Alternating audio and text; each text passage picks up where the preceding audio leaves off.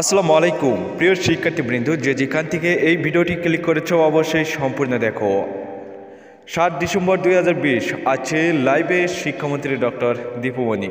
হতে পারে এইচএসসি বিষয়ে ফাইনাল ঘোষণা, অটো প্রমোশন হবে কিনা এবং কবে নাগাদ দেবে সংক্ষিপ্ত সিলেবাস, এ বিষয়ে হয়তোবা হতে পারে বেশ কিছু আলোচনা।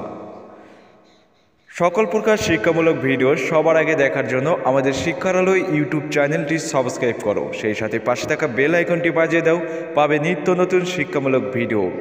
এইচএসসি 2021 ব্যাচের শিক্ষার্থীরা অনেকেই দুশ্চিন্তায় রয়েছে, তাই তোমরা দুশ্চিন্তায় না থেকে অবশ্যই তোমরা পাশাপাশি পড়াশোনা চালিয়ে যাও। আর দুপুর 12টায় শিক্ষামন্ত্রী ডক্টর দীপুমণি আসবে লাইভে, সেখানে তোমরা জয়েন হতে পারো সেই লাইভে। সেখানে তোমরা কমেন্টে তোমাদের বক্তব্য অবশ্যই লিখতে পারো। সম্পূর্ণ ভিডিওটি দেখার জন্য অসংখ্য ধন্যবাদ।